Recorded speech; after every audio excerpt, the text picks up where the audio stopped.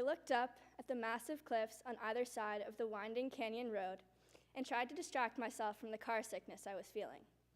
Up ahead, above the rock faces, was pure, untouched powder. As I kept staring at the perfect snow, I noticed that there were two perfectly carved skiers' tracks winding down the center of the face. No longer very interested in the actual ski trails to my right, I asked my parents what I had to do in order to be able to ski the untouched powder that I had my eye on. And that was when I found out what heli skiing was. But you have to be 18 in order to go. That is, jump out of a helicopter at the very top of a mountain and ski down the steepest face of that mountain, hoping that you don't get caught in an avalanche. And that was when my dad promised me that he would take me heli skiing for my 18th birthday. Starting long before I was born, my parents would spend many weekends, especially during the winter, in Stowe, Vermont. I don't know all the details of their adventures in Stowe, but I do know that it consisted of lots of cross-country and downhill skiing and après-ski at the Trapp family lodge. But don't worry, my arrival, or that of my sister 4 years after myself, did not stop my parents from spending time in Stowe. Instead, my sister and I were just an excuse to spend more time up north.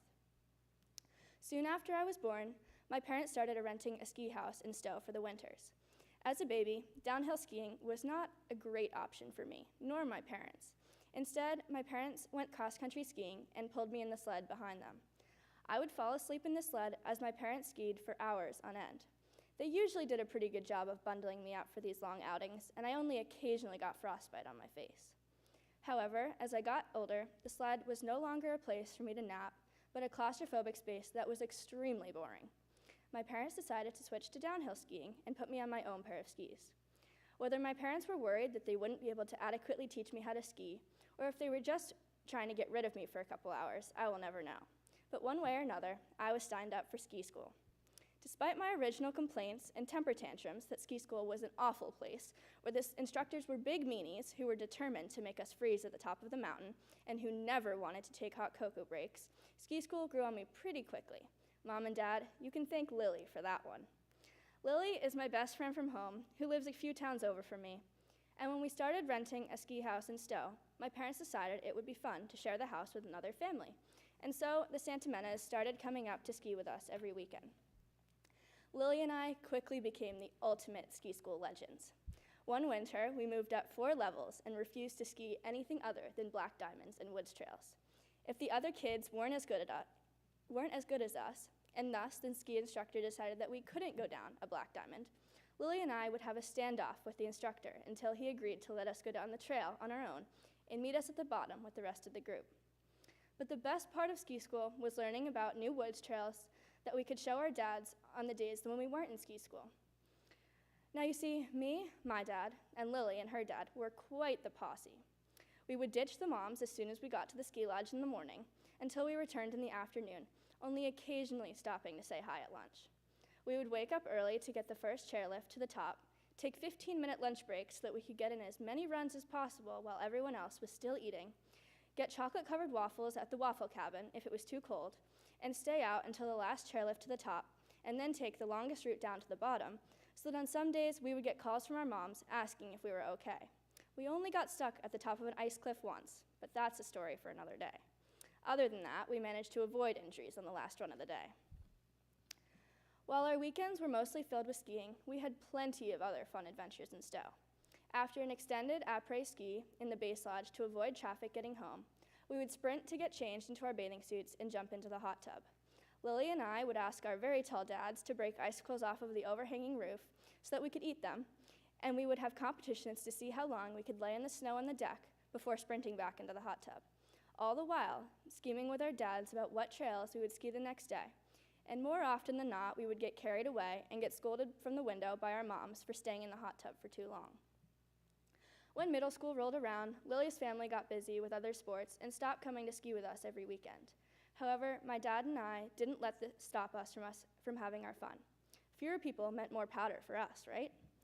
As my sister got older and better at skiing, she would spend her days when she wasn't in ski school with my dad and I as well. To my dismay, this meant that we couldn't go fast on these days, or else my mom would tell me that I was being rude to my little sister who was just trying to keep up with me. You can all imagine the motherly tone in which she would address me in these situations and the subsequent guilt I would feel. Sorry, Sil.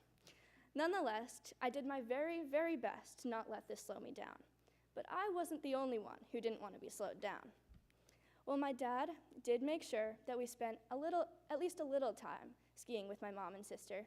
He made sure that me and him got to go ski on our own. We continued to explore every inch of Stowe that we could find and would have challenges to see if we could ski every black diamond on the mountain in a singular day. Even though I haven't skied at Stowe for the past 4 years, I could still describe to you how to find whitewater or mac and cheese, woods trails that my dad and I named ourselves and are still convinced that no one knows about. Soon, my parents realized that I was quickly becoming faster and better than they were, and my sister wasn't far behind. They decided that we were ready to take on bigger and more difficult mountains, so they took us to Park City, Utah. And boy, I had never seen so much snow in my life.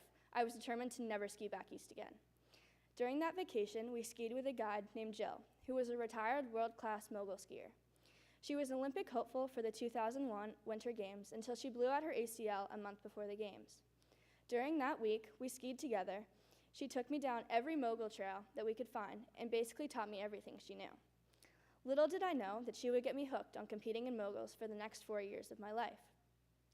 My dad trailed slightly behind Jill and I, trying to mimic every turn that Jill and I made, but struggling a little due to his extra long skis. His typical statement when we got to the bottom of a run was, "How do you do that? My skis simply can't turn like that." But you gotta give the guy a good amount of credit, because after all, he is 6'4". It was Friday, and we were leaving on a Sunday. It was towards the end of the day, and Jill suggested that we ski down a different way than usual. Lo and behold, she took me to the Trail Champion, which was the site of the 2001 Olympic mogul competition. The course was set up, and the US ski team members were training on it. I stood at the top of the course, looking down at the steepest mogul course I had ever seen in my life, not to mention the 2 massive jumps standing in the middle of the course. To my surprise, Jill turned to me and said, "You ready?" My jaw dropped. She must be kidding, I thought. She then told me to ski down the best that I could and just do a little spread eagle off the jumps if I could. It's a good thing that my parents had gone back into the lodge early that day, because I'm not sure how they would have reacted. Luckily, I made it down without needing ski patrol or making a fool of myself in front of the US ski team. And at the bottom, one of Jill's coaching buddies from the team, who was standing by, came over. He mentioned to me that there was a juniors competition the next day and suggested that I compete. I looked at Jill, who gave me a big smirk and a reassuring nod. She signed me up in the lodge, and when we got back to my parents, they had no idea what to say. Nevertheless, the next day, I went out and competed. My name was entered without a team name beside it, and no one knew why this East Coaster had seemingly come all the way to Park City, Utah, to compete in a mogul competition. However, I somehow managed to get first place in my age group and 3rd overall. Don't ask me how. Sadly, it was March break at this point, and skiing was winding back down in Vermont, so I would have to wait until the following winter to start competing for real. Competing offered a fun change-up in our skiing routine, and it also created another excuse as to why my dad and I had to ski by ourselves. He was my coach, and we needed to train. We still rented the same ski house in Stowe, even though Stowe didn't have a mogul skiing team, and my name was still entered as a free agent in competitions. With my dad as my coach, my training consisted of finding any trail that had anything relatively close to what looked like a mogul. We would stand at the top of the trail and plan out the perfect line. I would ski down first, and my dad would follow behind me, trying to stay in the same line than I had, but usually getting a little more creative. Every other weekend, my dad and I would drive to different mountains so that I could compete. We saw lots of sunrises on those early morning car rides at 5 a.m. If I wasn't trying to get in an extra hour of sleep, we would hum along to the radio. But if Pompeii by Bastille came on, you can bet that we were belting along with the radio and singing out loud. I usually did decently well in my competitions, considering I wasn't training every day like the kids who were on the actual teams, nor did I have a coach to teach me how to do tricks off the jumps yet. Our car rides back to Stowe were generally way more exciting. We would complain about how one judge or another had ripped me off, or get riled up about how someone, who according to my dad had done the exact same tricks on the jumps as I had placed higher than me. As the season went on, we quickly realized that if I was going to continue competing, that I needed an actual team and an actual coach. My birthday present that year was a pair of mogul skis. And yes, for those of you who don't know, there is such a thing, and yes, they do make a difference. The following year, for the first time in forever, we rented a ski house at a mountain other than Stowe. We set up camp for the season, and I entered my name into competitions with Sugar Bush Freestyle written next to it. I learned how to do more than just a spread eagle off the jumps, but for the first time, I didn't get to go exploring the mountain every weekend with my dad. Instead, we traveled almost every weekend to competitions. My dad and I both cherished our solo ski adventures, despite the fact that they were fewer in number. He would make sure to show me all of his favorite trails and areas of Sugar Bush that he had discovered on his own, and we would try to explore the new woods trails, but we never discovered nearly as much unmarked territory as we had at Stowe. However, I did start to place much higher than I had been before in my competitions. As the season neared its end, the kids on my team started talking about how they were going to switch to Killington Freestyle team because they had better coaches and a better training course. Somehow, I managed to convince my parents that I needed to do the same. After all, if I was going to go to the Olympics one day, which at this point was the goal that I had in mind, then I needed to get the best training possible. Seeing as I was becoming more and more invested in my newfound passion, my dad also decided to get more involved in my competing than he already was.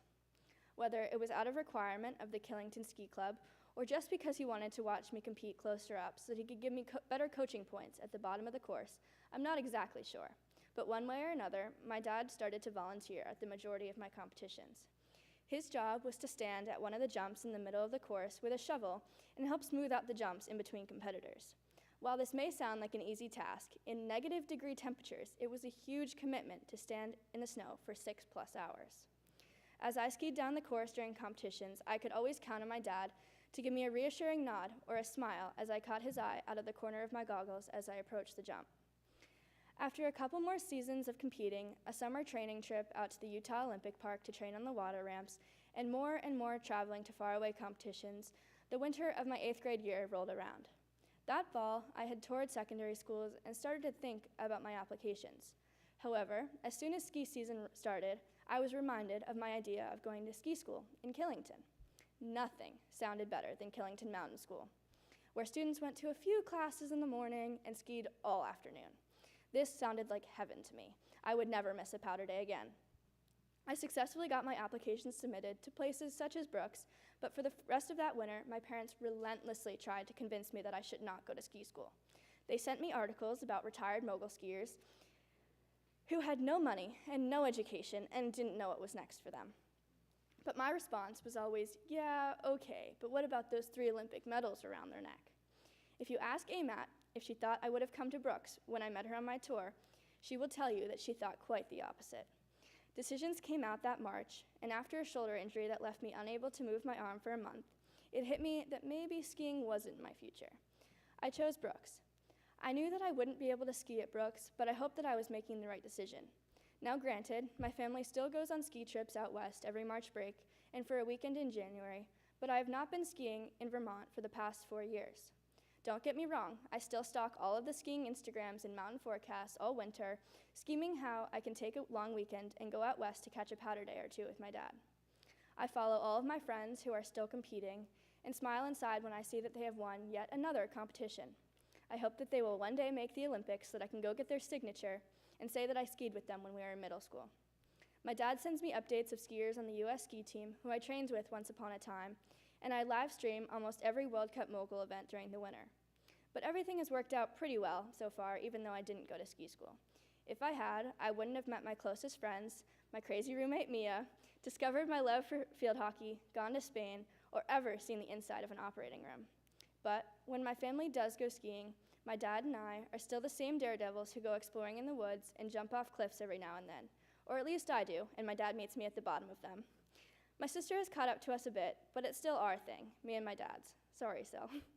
Lily comes out to Utah with us every now and then to get a taste of the powder, and we laugh and reminisce about our crazy ski school days and wonder how we ever made it this far. But this January is my 18th birthday, and my dad and I have already been scheming where we will go heli skiing. I've been researching about what powder skis to get and how to ski so as not to cause an avalanche, and I guess everything has come full circle given I'm going to college in the middle of ski country in Vermont. Maybe I'll pick up skiing alongside field hockey. Maybe I still have a shot at the Olympics. Okay, maybe not, but a girl can dream, right? But either way, catch me at the top of a mountain living my dream of heli skiing in March. I'll see you there, Dad.